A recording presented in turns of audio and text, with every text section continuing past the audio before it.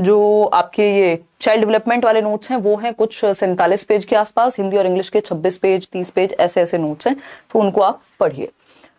आज हम सबसे पहले नेशनल एजुकेशन पॉलिसी, क्योंकि ये नया डॉक्यूमेंट है तो इसको बार बार रिवाइज करना बहुत जरूरी है, और इसको पढ़ने से पहले एक बार ये ब्लूम चचा को देखना जरूरी है ना, बी फॉर ब्लूम। तो ब्लूम कह रहे हैं कि 3 चीजें इन्होंने महत्वपूर्ण बताई थी जो यहां पर भी महत्वपूर्ण ही रहेंगी। कोई बात नहीं, ज्वाइन कर लीजिए आराम से, तभी शुरू करेंगे, ठीक है जी, कोई बात नहीं। लिखने वाली एस्पिरेंट हो जाएगा आपका, घबराओ नहीं, आपने घबराना नहीं है, ठीक है, कोई दिक्कत परेशानी। बहुत बढ़िया, आपकी नई लर्नर हूं, प्रियंका कह रही हैं। चलिए कहानी शुरू करें। अगर हम कहें तो ये ब्लूम टैक्सोनॉमी है, कैप से आपको याद रखना है, और नेशनल एजुकेशन पॉलिसी साफ साफ कह रही है कि जो आप 360 डिग्री असेसमेंट की बात कर रहे हो, 360 डिग्री होलिस्टिक यानी सर्वांगीण आकलन की बात कर रहे हो, उसमें जो आपका आकलन है, जो लर्निंग है, उसमें सीएपी कैप मॉडल फॉलो होना चाहिए। इसका क्या मतलब है, आप बच्चे के संज्ञान, हेड, जिसकी बात पेस्टोलॉजी और महात्मा गांधी भी कर रहे थे, यानी बच्चे के संज्ञान, उसकी थिंकिंग स्किल्स, जो भी उसकी ब्रेन पावर्स हैं, attention, memory, perception, decision making, thinking, reasoning, जितनी भी चीजें जो दिमाग से होती हैं, बच्चे को ऐसे पढ़ाइए कि उसके दिमाग में भी चीजें सेट हों, दिमाग से भी चीजें वो यूज कर पाए, सोच पाए, समझ पाए। उसके हार्ट यानी emotions, affective domain, A for affective domain, cap लगाने वाली, C for cognitive, A for affective यानी उसके इमोशन से। ऐसे उदाहरण दीजिए जो उसके जीवन से जुड़े हुए हों, जो ऐसी एक्टिविटीज कराइए जो उसके दिल पे लगे बात, ठीक, मतलब इमोशनली आप उसको कनेक्ट कर पाए।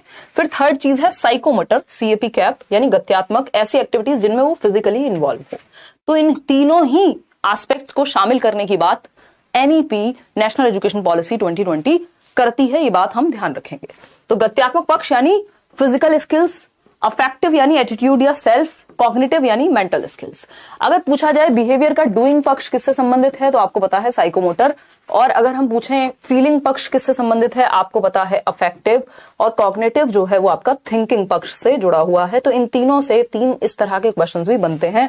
बाकी हम इसके रिगार्ड में जो 6 लेवल्स हैं कॉग्निटिव एस्पेक्ट में, वो लास्ट क्लास में डिस्कस कर चुके हैं, लेकिन ये एनईपी में भी एक महत्वपूर्ण चीज बन जाता है, तो इसको डिस्कस करना जरूरी है, ठीक है, कोई दिक्कत परेशानी। माही कह रही है मार्च में बैच ली थी पेडागोजी स्पेशल में, डिस्काउंट मिलेगा? बिल्कुल मिलेगा। अगर आप करियर विल पे कोई भी बैच ले रहे हैं और आप करियर विल के पुराने स्टूडेंट रह चुके हैं तो आपको नए बैचेस में डिस्काउंट फॉर श्योर मिलेगा। इससे मुझे याद आया केवीएस का एक बैच आया हुआ है, और जिनको सिर्फ पेडागोजी पढ़नी है, पेडागोजी स्पेशल एक बैच आया हुआ है केवीएस के लिए, सिर्फ पेडागोजी का बैच है, बिल्कुल फ्लैट डिस्काउंट पे 800 है, और वो चलेगा 60 मार्क्स 40 मार्क्स जो भी केवीएस में पेडागोजी पूछी जा रही है वो सारी हम वहां करेंगे। और जो कंप्लीट बैच है जिसमें बाकी के 10 टीचर्स हैं वो ये आपके सामने हैं। तो एडमिशन अभी ओपन है, आप देख करके डेमो लेक्चर्स, और अभी डेमो लेक्चर्स आपको यहाँ यूट्यूब पे भी एक क्लास मिल जाएगी।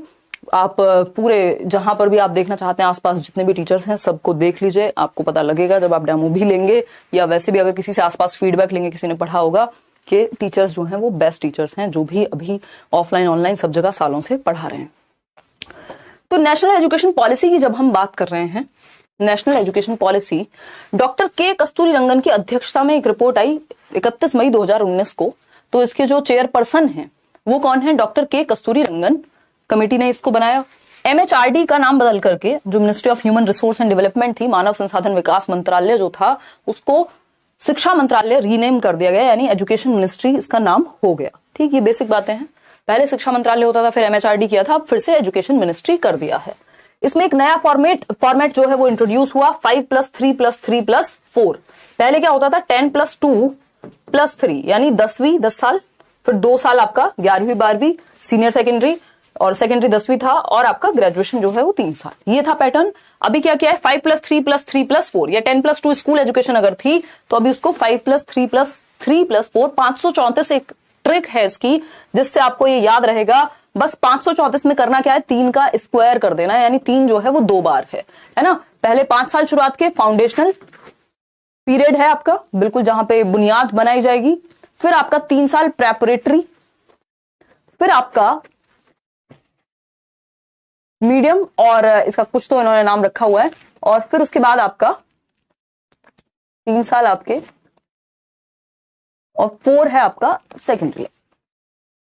तो ये है कुछ 5+3+3+4 का मॉडल जो एनईपी ने इंट्रोड्यूस किया है। 534 से याद रखना है, स्क्वायर लगा देना, यानी 2 बार 3 है, यहाँ पे ये मिडल ही बोला है इसको। चलिए ठीक है, तो अगर हम बात करें तो ये है 5 साल की जो एजुकेशन है 3 से 8 वर्ष तक। पहले क्या होता था, छठी से, मतलब छठी बोल रही हूँ, 6 साल से 6 ईयर से फर्स्ट क्लास में बच्चा एडमिशन लेगा और तब से हम काउंट करते थे।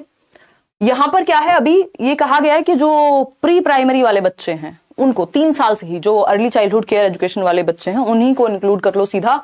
तो शुरुआत के 5 साल यानी 3 साल से 8 साल की उम्र जो है फाउंडेशनल पीरियड, मूलभूत चरण, यहाँ बेसिक लिटरेसी सिखाई जाएगी, खेलने कूदने में रहेंगे बेसिकली। फिर 3 साल हैं आपके 8 से 11 वर्ष का बच्चा प्रेपरेटरी स्टेज में है, बेसिक अब जाकर के वो न्यूमरेसी स्किल्स सीखेगा, वहां खेलेगा कूदेगा। और 3 साल उसके बाद 11 से 14 वर्ष मिडिल स्टेज हो गई आपकी। फिर आता है जिसमें आप बच्चा जो है वो 6, 7, 8 वगैरह करेगा। फिर 14 से 18 वर्ष सेकेंडरी स्टेज आ जाती है, और इसमें भी 6th ग्रेड से ही बच्चे को हम कोडिंग, वोकेशनल एजुकेशन, दुनिया भर की चीजें कराने की बात कर रहे हैं। तो ये यहाँ पे 4 चरण हैं। 5 साल जिसको फाउंडेशनल पीरियड कह रहे हैं कि बेसिक फाउंडेशनल स्किल्स आ जाए, उसमें बेसिक खेलना कूदना थोड़ा डेवलपमेंट उसका हो जाए। फिर 8 से 11 वर्ष की अवस्था है, न्यूमरेसी स्किल्स आ जाएं। फिर 8 से 11 में आपका प्राइमरी एजुकेशन वो लेना शुरू कर दे। फिर 11 से 14 है मिडिल स्टेज, फिर सेकेंडरी स्टेज आ जाती है। FPMS इसको हम मान के चल रहे हैं। इसको अगर आपको डिटेल में पढ़ना है, मैं करा चुकी हूँ इसको नेशनल एजुकेशन पॉलिसी पे 2 वीडियो, 3 है बट 2 तो प्रॉपर जैसे क्वेश्चंस पूछे गए हैं उस हिसाब से भी कराई है। इस बार खूब क्वेश्चंस आए हैं अलग अलग सब्जेक्ट में भी। अगर हम NEP की बात करें, पोल दे देंगी मैडम अगर नींद ना आई हो तो प्लीज। तो ये क्वेश्चन है आपके सामने कि जो नेशनल एजुकेशन पॉलिसी है उसने कौन से पैटर्न में बदलाव लाया है, यानी structure of school education as recommended by national education policy. तो आपको 534 वाली वो ट्रिक याद रखनी है ताकि आप कंफ्यूज ना हो। 3 का स्क्वायर कर देना है, ठीक। तो इसमें आंसर क्या सही होगा फटाफट से आप कमेंट करके बताएंगे। इतने में ये लिख देती हूं ताकि आपको बार बार ये चीज याद रहे भाई। 5 + 3 + 3 + 4 FPMS फाउंडेशनल पीरियड 5 साल का, प्रेपरेटरी स्टेज 3 साल की, मिडिल स्टेज 3 साल की और सेकेंडरी स्टेज 4 साल की, ठीक है। ये चारों के नाम FPMS के थ्रू ही याद रखने हैं। ए ऑप्शन एकदम सही है, आप लोग कह रहे हैं इसको अपनी मर्जी से 4 को 2 + 2, ये मैथ्स नहीं चल रहा कि हम अपनी मर्जी से लिख दें, है ना। 5 को 2 + 3 लिख दें, ऐसा नहीं चलेगा।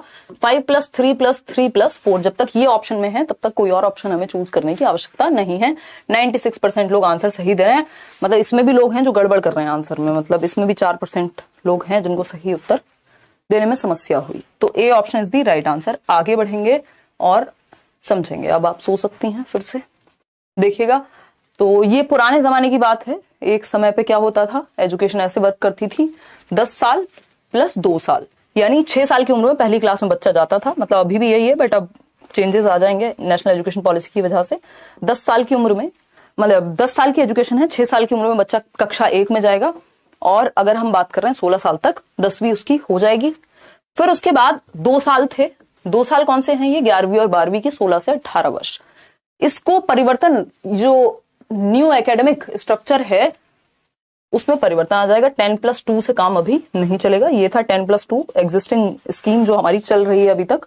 अब जब ये लागू हो जाएगी पूरी तरीके से तो एकेडमिक स्ट्रक्चर ऐसे बन जाएगा। FPMS आप देख पा रहे हैं, 3 साल शुरुआत के आंगनबाड़ी वाला टाइम, फिर 2 साल जो है आपके 6 से 8 वर्ष यानी क्लास 1 और 2, यानी ये 5 साल जो है शुरुआत के, इनको 2 तरीके से तोड़ा हुआ है। 3 साल है आंगनबाड़ी के, 2 साल है फिर आपके बेसिक क्लास 1 और 2 के, ठीक है। फाउंडेशनल पीरियड में multi level education, play activity based learning होगी। प्रेपरेटरी स्टेज में जाकर के बच्चा थोड़ा एक्टिविटी के थ्रू स्किल्स वगैरह डेवलप करेगा, न्यूमरेसी स्किल्स एंड ऑल। फिर मिडिल स्टेज में तो साइंस, मैथमेटिक्स, आर्ट्स वगैरह पढ़ेगा 6th क्लास में, और सेकेंडरी स्टेज में again critical thinking and all पे बहुत ज्यादा जोर दिया है इन्होंने, और ये एक बार आप देख पाएंगे। चलिए कहानी को आगे बढ़ाते हैं, ठीक। अगर इसको हम ऐसे देखना चाहें कि जो हमने शुरुआत के 5 साल लगाए हैं, उन 5 साल में 3 साल आंगनबाड़ी के हैं या प्ले वे के हैं, फिर 2 साल कक्षा 1 और 2 के हैं, तो इसमें मल्टी लेवल प्ले एक्टिविटी होगी। फिर जो उसके बाद के 3 साल हैं उसमें बच्चा डिस्कवरी मेथड एंड ऑल का इंटरेक्ट करके न्यूमरेसी स्किल्स वगैरह आप सिखाएंगे। फिर आएंगे इस पर मिडिल स्कूल पर एक्सपीरियंशियल लर्निंग पे फोकस किया है, यानी अनुभवात्मक अधिगम पर फोकस किया, बच्चों को रियल लाइफ एक्सपीरियंस हम दे पाए। सेकेंडरी स्टेज में जो वो मल्टी डिसिप्लिनरी सब्जेक्ट्स हैं, फ्लेक्सिबिलिटी की बात की है, साइंस, कॉमर्स और ह्यूमैनिटीज को अलग अलग बांटने की जगह पूल ऑफ